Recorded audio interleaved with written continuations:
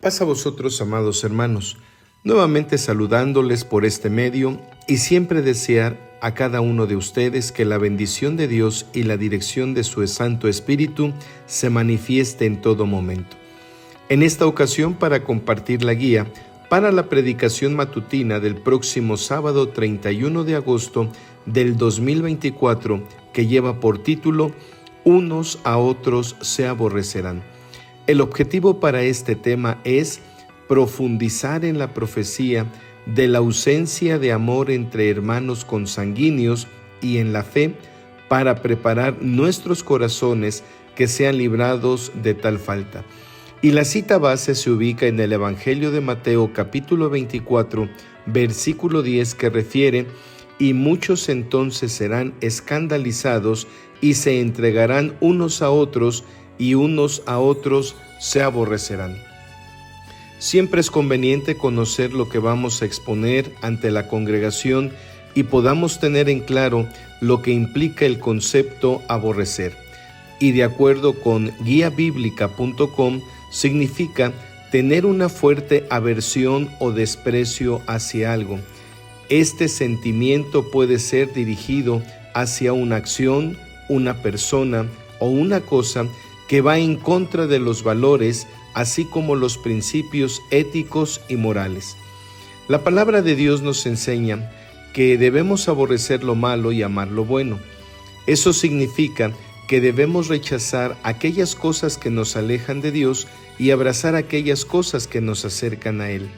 El aborrecer también entran estos diversos matices. Además, en ocasiones puede ser impregnado de ira, odio, mala voluntad hacia una situación o hacia una persona. Aborrecer al prójimo o al hermano es pecado a los ojos de Dios.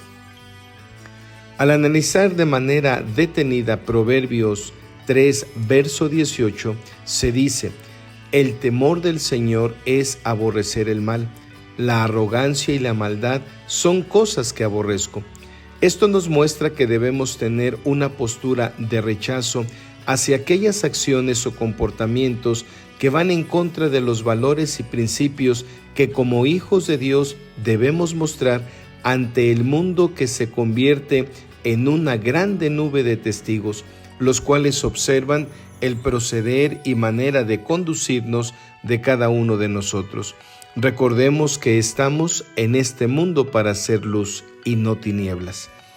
Esta guía está enfocada a profundizar en la profecía de la ausencia de aquellas cosas que nos permiten tener aborrecimiento hacia hermanos consanguíneos y en la fe, pero también debemos preparar nuestros corazones para que seamos librados de este sentimiento que no es conveniente como hijos de Dios.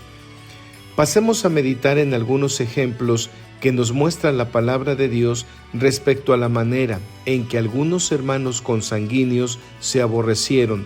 Iniciemos con Caín y Abel. El primero, labrador de la tierra. El segundo, pastor. El rechazo de Caín hacia su hermano es debido a que Dios miró con agrado a Abel y su ofrenda, y no miró propicio a Caín y a su ofrenda.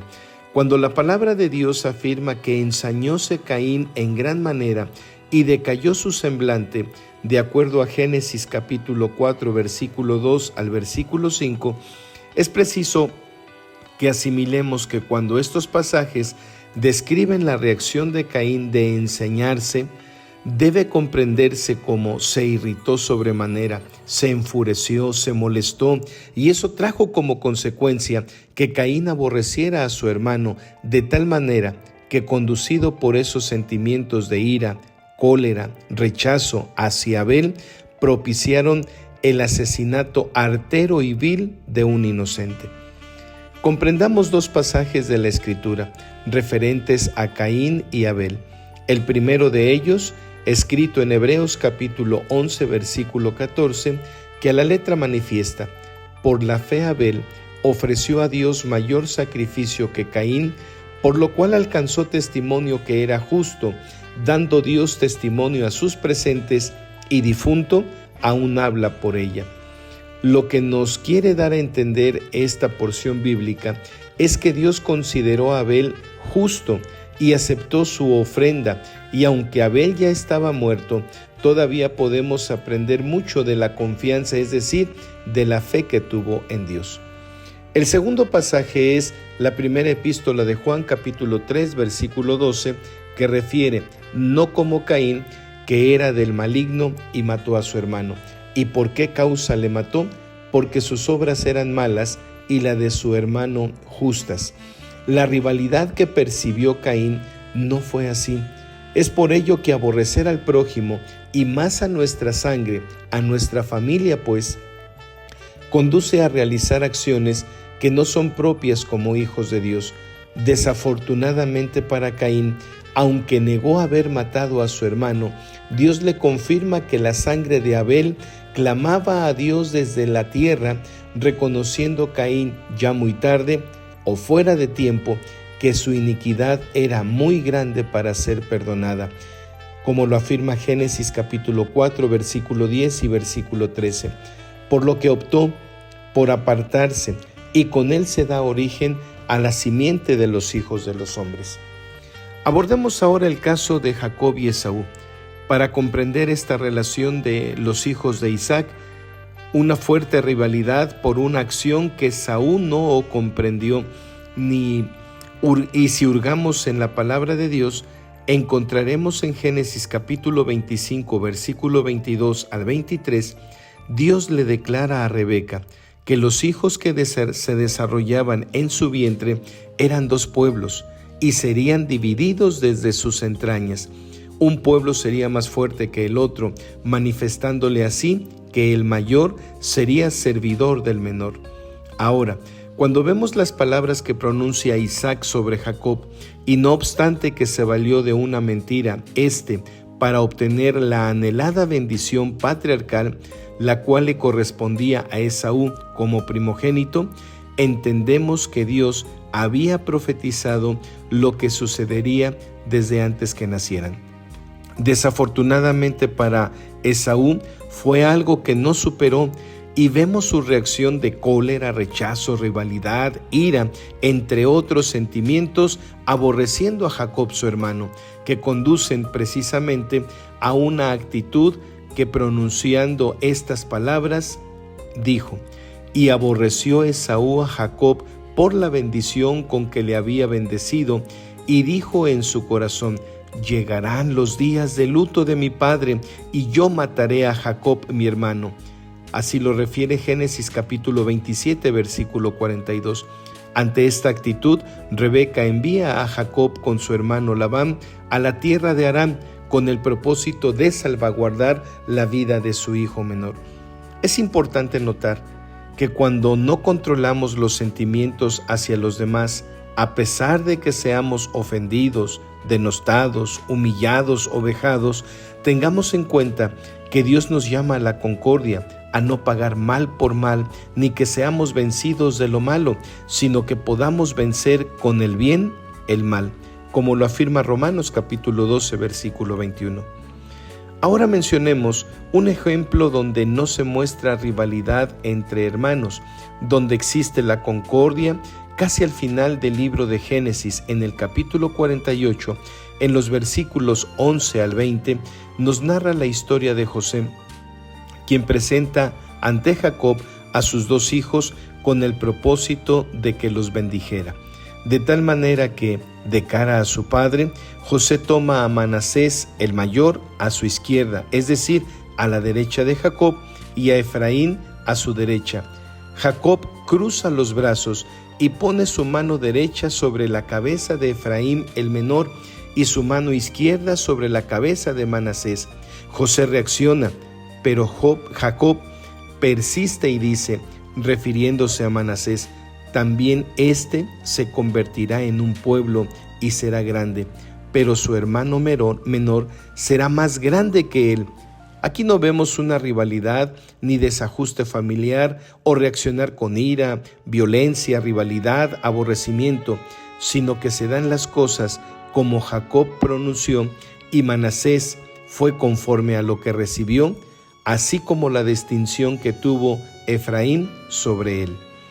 Y podemos continuar esgrimiendo y meditando varios ejemplos más de rivalidad y aborrecimiento entre hermanos, como Lea con Raquel, José con sus hermanos, y todos ellos encontraremos causas que bien pudieron aceptarse, como el caso de José, quien tenía sueños y estos eran mensajes de Dios para su familia.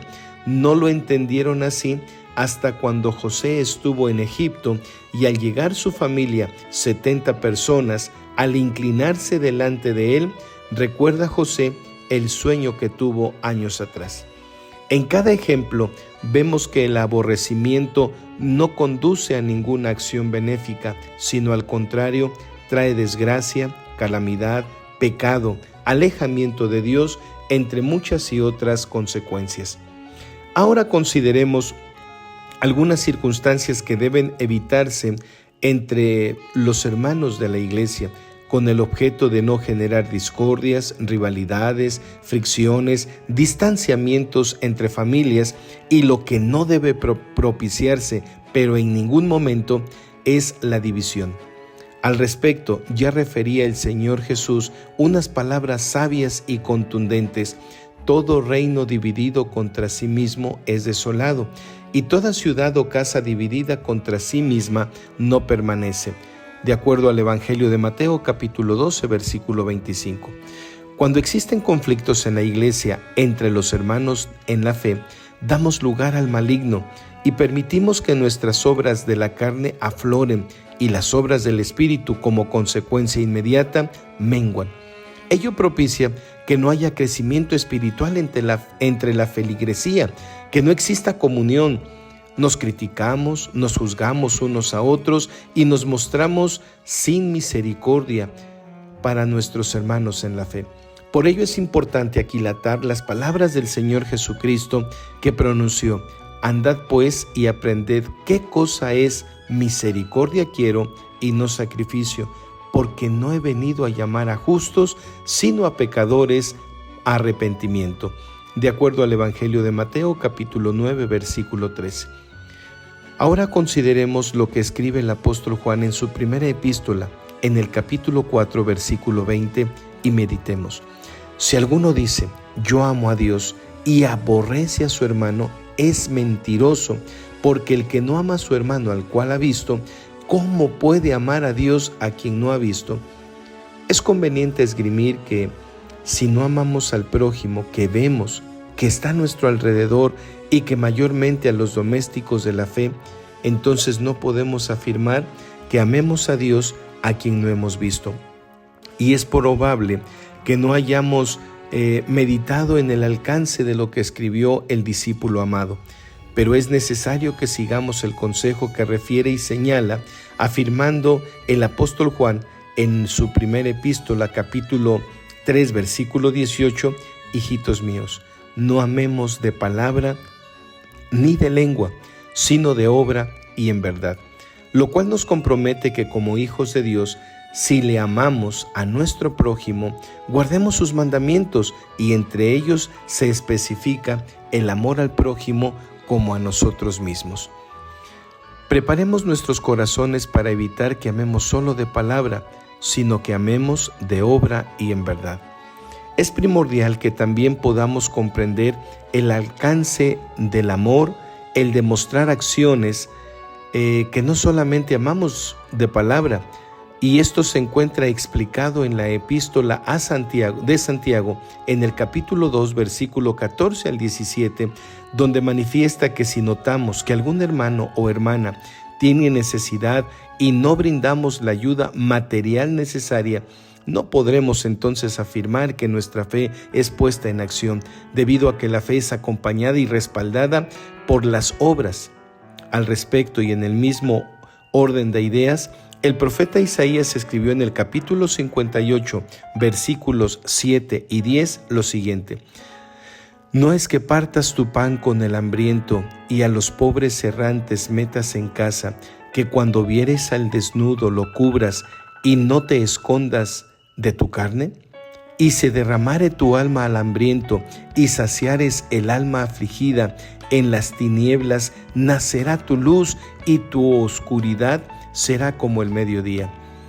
De igual manera, abonan a este pensamiento de extender, de abrir la mano al necesitado y así mostrar amor por nuestros hermanos en la fe y al prójimo en general, el Proverbio 3, verso 28 que afirma: no digas a tu prójimo, ve y vuelve, y mañana te daré cuando tienes contigo que darle.